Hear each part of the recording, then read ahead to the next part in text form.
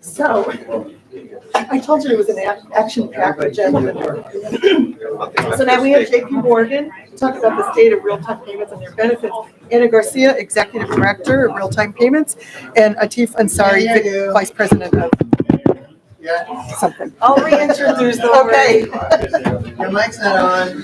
Can you guys hear? Is it not on? We'll introduce ourselves again. Thank you all for sticking around. My name is Anna Garcia. I run real-time payments in the U.S. On the product side for JP Morgan Chase. And my colleague here, Atif Ansari, who just joined us from Singapore and is now leading product in the U.S. with us.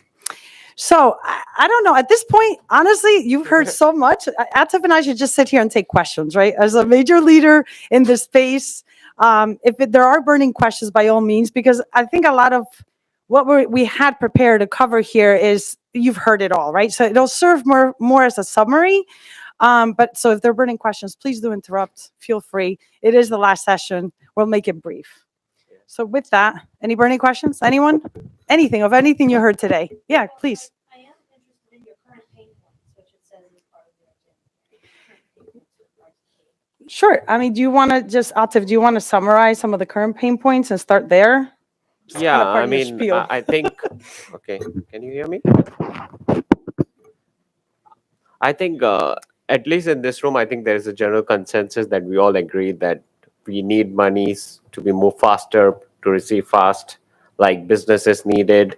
There are a lot of use cases. It's just that why there is no adoption, right? That's the biggest pain point. And that comes to like, why is that friction in adoption? And I think I was discussing with one of the colleagues here is compared to like when I look at it overseas in India, in Singapore and Malaysia, and most recently with Brazil, what has happened is there was a general push from the regulatory bodies there or the payment councils there to make sure everybody is included into the system and then everybody has access to it. So that allowed like the push for everybody to move to a faster payment rails. And I mean, Anna can add on the pain points, but of course, it depends from different customer segments. Different areas have pain points like corporates, like how do they get into that ERP system. For new age clients is they don't have all the features which RTP can support, which actually would enable them to use it more efficiently. And I think thirdly is also like the customer education. I feel like they probably, and correct me if I'm wrong, would be that they are not really ready for RTP or they don't really see the need to actually change their existing payment methods to something like faster payments. I mean, at the end of the day, it has to come with some benefits for them to actually change their behavior, right?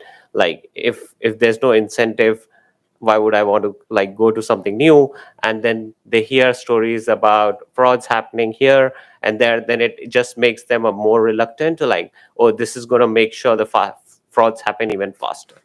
Yeah. If you want to add anything. Yeah, I think I'll echo a lot of that, right? I think a lot of the corporates, there's a use case that there's no question they need real-time payments. I think that their pain point there is ubiquity, right? That is like how many DDAs, how many customers can I reach with real-time payments? So that's going to be what you hear. And this is why it's so important that, with TCH, we cover like 60% of DDAs. And so with FedNow, you'll get the remaining, hopefully, right? So that we have ubiquity, kind of like close that gap, right? So for the clients who don't, listen, one size doesn't fit all, right? We have a lot of traditional payment methods that work fine, right? But then there's a lot of use cases that actually weren't, right? There's a need to make those payment faster right away. Think of gig economy payroll, right? Just to name a few, those instant wallet withdrawals, right? Somebody mentioned on the gaming, right? You win and you want that instant gratification. So I would say ubiquity is what we hear as the biggest pain point. And then some of the things that Atif just touched on, then it's like you have those traditional clients who are not as sophisticated from a technology perspective because real-time payments, let's face it, API will give you the best customer experience because it's instant, right? Right away within seconds, like if the payment is paid or rejected, right? But then you have those traditional customers, right, using ERPs, and we still have a long way to get there, right, to make sure that there's that integration and that frictionless kind of user experience. Does that kind of cover it? Any other questions burning there? No? Go ahead. Go for it. So do you think the Fed should mandate real-time payments, at least to a certain level? Because it would simplify a lot of the implementations, right? If you have to come up with solutions that some people are on it and some people aren't, it actually makes it harder to implement. Yeah, that's such a great point, right? If you look at other markets, right, and people cover PIX on Brazil, when it's government mandated, of course you're going to have adoption because they don't have a choice, right? So of course it would be easier if it was mandated, for sure. But we're in the United States, nobody's going to tell us how we do things here, so. Yeah. It's my understanding that the regulatory regime does not allow the Fed to make a mandate like that. It's not like. Yeah. We do it for other payment channels, right? No, not in the States. Not in the United States, we don't, right? You can write a check mandates to from any, you can Visa. write a check to anybody, you can send an AC to anybody. Yeah, you have the reach, but it's not mandated. You don't have to. The government is not, the central bank doesn't tell you that you have to use this particular rail to make a payment, right? So, but yes, globally, go ahead, Atif. Yeah, no, I was saying like it's a two-step process. Once you give that option to customer, once they realize the benefits of it, they will start automatically using it. Like, although Brazil made it they didn't really make it mandate, but when people started seeing the value that, okay, I can now send it instantly, I can buy things, I can pay my stuff in time, they automatically switch. And then basically that's where the lapse of fraud comes in, when we start to overlook all these, like when it becomes normal, then we start overlooking all these fraud elements. But it's probably more so, I think, the banks adopting it. Yeah, of course, like, yeah, I believe agree. Consumers and corporates want this, they've heard about it for a long time, and they're just not seeing the products and the banks coming to the market as quickly, I don't think it's Yeah. quick, but as they want. Yeah, Yeah. I agree. We've seen a lot of success though. The demand is real, right? There is a lot of customer demand. So we haven't heard today, like definitely the benefits of RTP are, I think, undisputable, right? So, and we've seen it in the US, and from a JP Morgan perspective, we've already expanded to 40, we're connected to 46 countries. So the demand is not just real in the States, right? And we have a lot of global customers, right? So they want the same kind of client experience across the board. So I don't even know what to cover. This is all Yeah. basic stuff, right? I mean, we cover the benefits. I think the flow, we don't need to cover the flow. I think it's pretty self-explanatory. Oh, there's a question. Great. With 46 countries are up, you're the behemoth. What are the second thing after RTP that they, either overlays or additional services that come right after it? We talked for request for pay and Yeah. things like that, but what are the fast followers or Yeah. must-haves to get RTP adoption? Go ahead, Atif. So, I mean, from my observation, what we have seen is, although RTP is number one, number two, like you mentioned, payment to aliases, like paying to something like your mobile number or your email ID, addresses. So you look at services, I mean, I can say from in Asia side, you look at services from Australia, Singapore, like everybody has these two payment options. And now where they're expanding is to have requests for payments, even like real-time direct debits. So even if you have like a mandate-based collection, like maybe your insurance bill, insurance premiums, or your bills, they can be done in instantly. So you don't have to like pay 2 days in advance. You actually get it instantly. The third or the other sector that we have seen is QR codes, which, like I think the gentleman in the morning mentioned about Brazil. It's also exploding in APAC. Like people are just like getting used to this new payment methods that now they're like, RTP is like the lowest in the barrier. Like they'll start off with like QRs, they'll start off with pay to accounts, and then they'll go to like RTP. If nothing works, then I go for the account number. Do you find that you guys are building those solutions, or are you working with intermediaries, and do you have them ready for market? Or are we not seeing them, or are we seeing them? Are they with corporates? for the alias based, obviously, I think, you heard a lot about Zelle over RTP.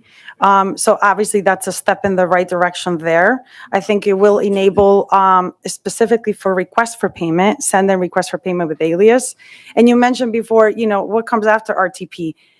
Let's face it, not everybody wants to pay faster for every use case, but you definitely want to collect faster. So RFP to me is going to be a game changer. And right now, from a JP Morgan perspective, we're piloting. I know the gentleman before us talked about a pilot with Citi and BNY Mellon. We're also have a pilot. It's just for JP Morgan consumers. I'll give you the use case because I think it's really interesting. Is with Interactive Brokers. I could speak about this. It's a press release, so I don't think there's anything proprietary here.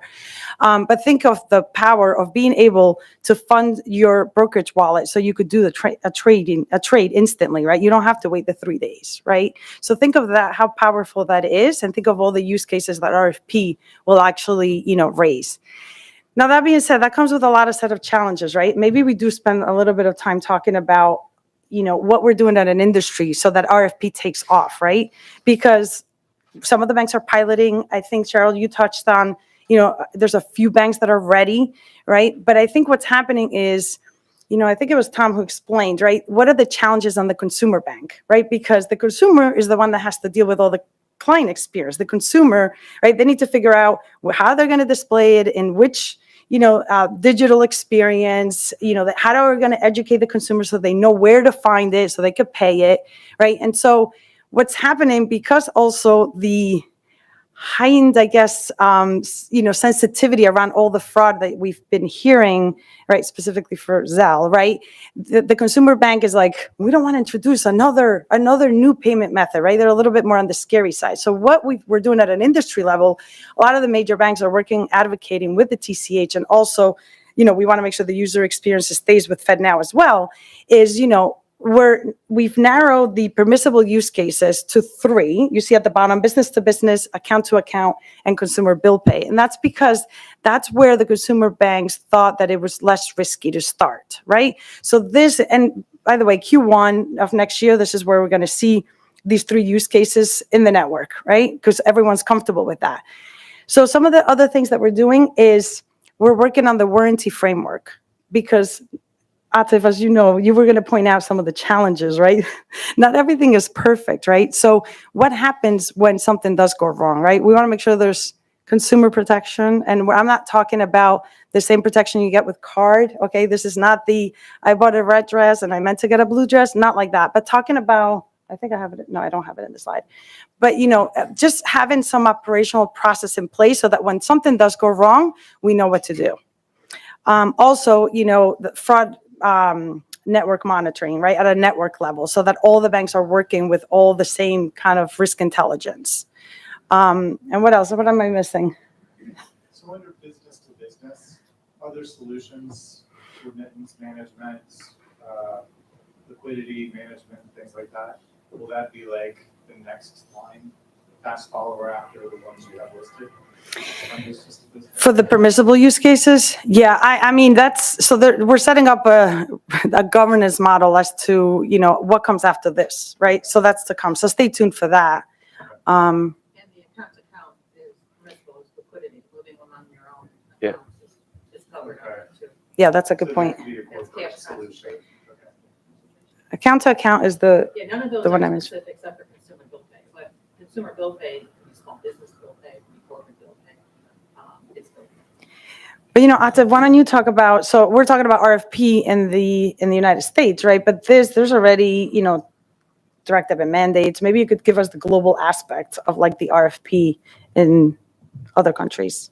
Yeah, I mean, so generally, so Australia is working towards launching something in the middle of next year.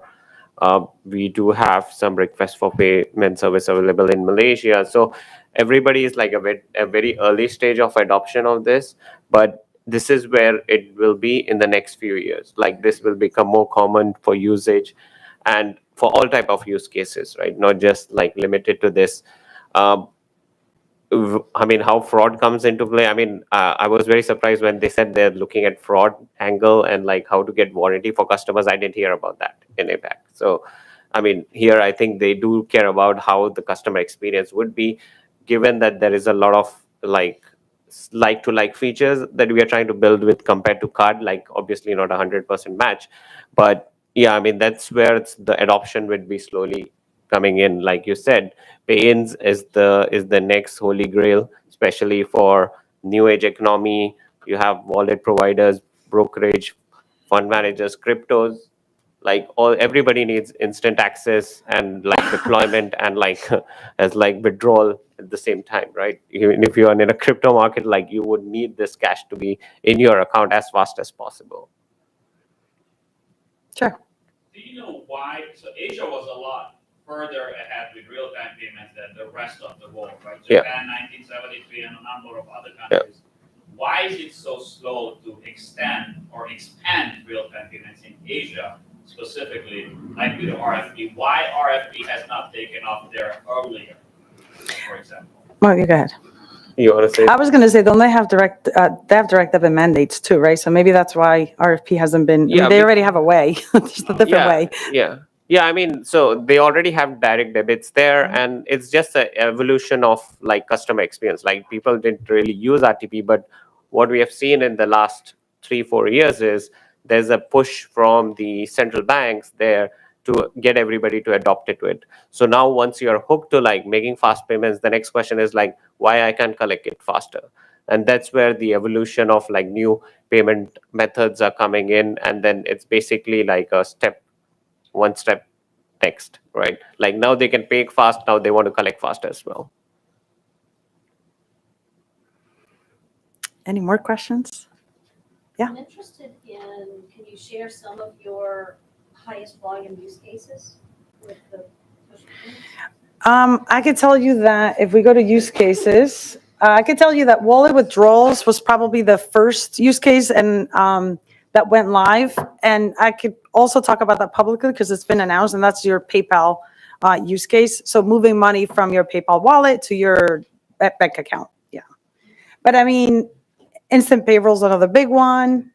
Merchant payouts, the first three are probably the biggest one, and emergency. I mean, all of them are big contributors. Yeah.